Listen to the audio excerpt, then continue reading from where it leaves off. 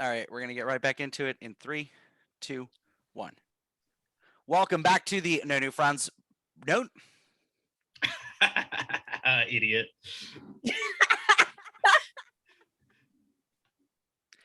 Welcome back to the No New Friends podcast with Scott and Mary. I am Scott. I'm joined always by my co-host, Mary. You can find us on Facebook, No New Friends Podcast, Instagram, no.new.friends.podcast. Our YouTube channel, No New Friends Podcast. Please subscribe and share. There's so much hilarity to it. We've got Mary's reaction to the Red Wedding. We've got Mary's reaction to Joffrey's wedding from Game of Thrones. It's fantastic. And also, please nominate us on Orlando Weekly's Best of Orlando competition under the category Best Local Color, Best Local Podcast. We're joined in virtual studio by my favorite son, Darren. Only son, yes. Thank you. Also favorite. I feel like I need to announce now that I could also upload a video of Scott eating string cheese because it's much like please don't wood into a wood chipper. It's like feeding wood into a wood chipper.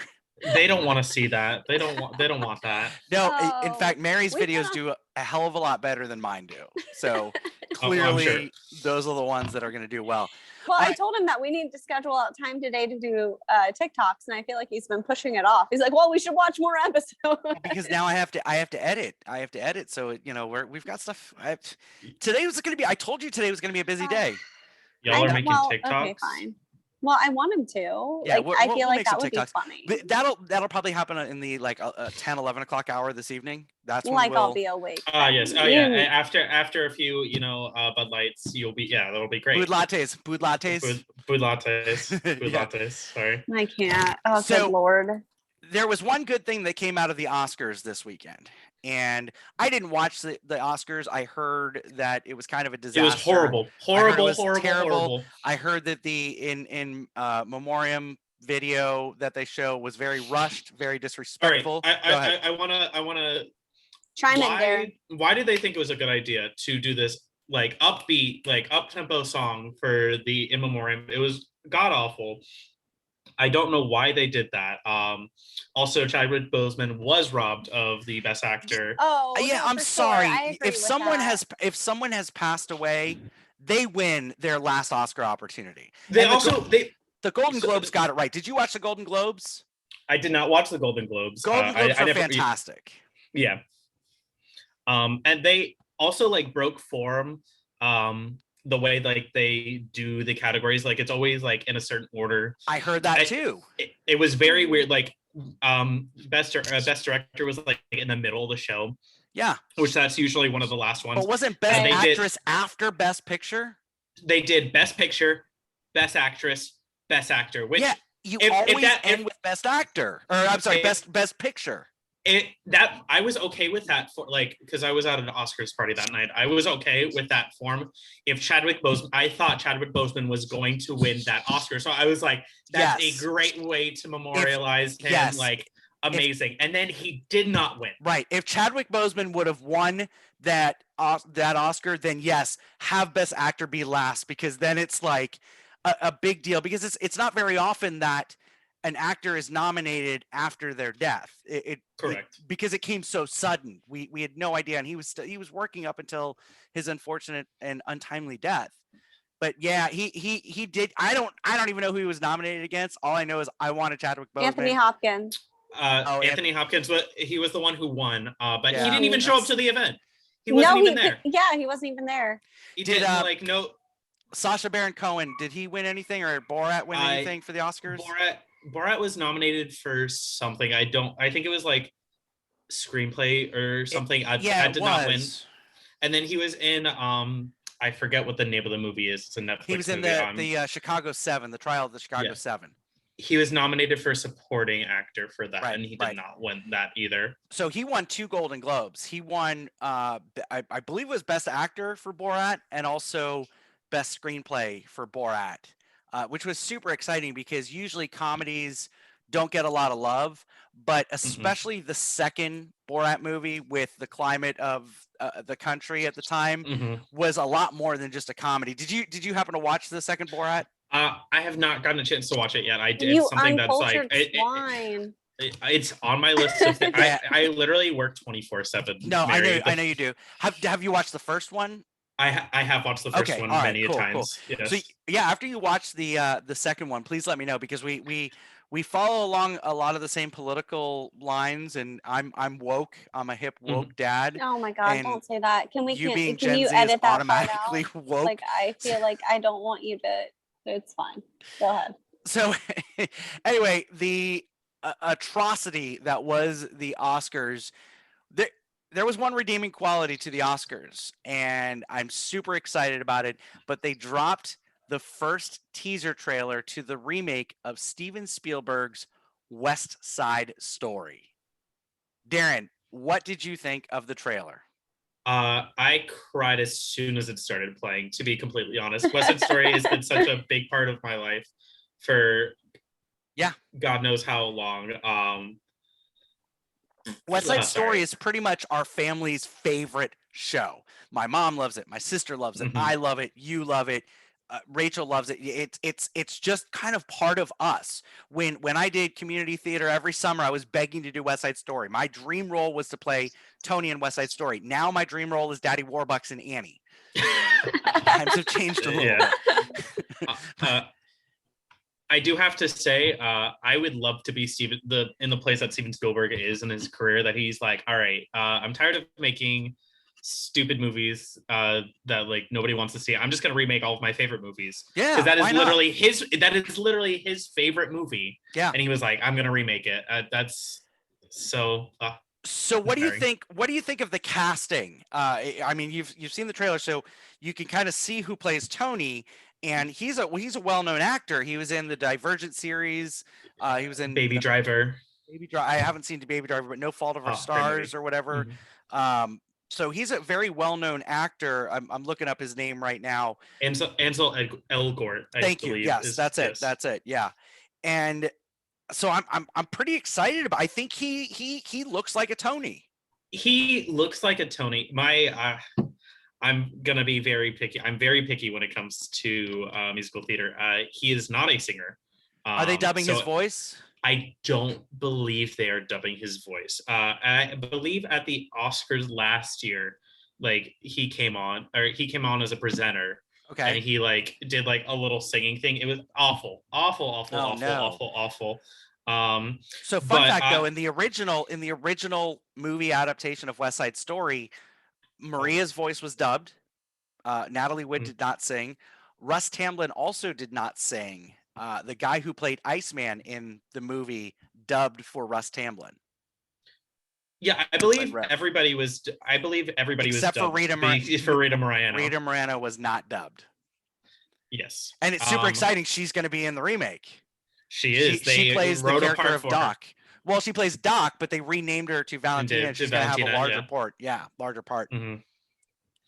I'm actually looking at the rest of the casting right now. I am actually, with the exception of him, I am pretty happy with everybody that's been cast. Rachel Zeigler, she's an unknown, but she is a very well-trained singer. Have you seen the videos of her playing Maria in her high school production of West Side Story? I have not. I will send you them because they're all over YouTube right now. They are trending on YouTube. Rachel Zeigler, who's playing Maria, she's 17 years old. She's an unknown, but this girl's got some chops. She can sing. Oh my gosh, the pipes on her. And then Anita's being played by Ariana DeBose, who was in the original cast of Hamilton. Yeah, she was like the angel of death. Everybody that she touched in Hamilton died. You know, she's referred to as the bullet. The bullet. Her character is the bullet. The bullet. Yep. And then there's some. Go ahead.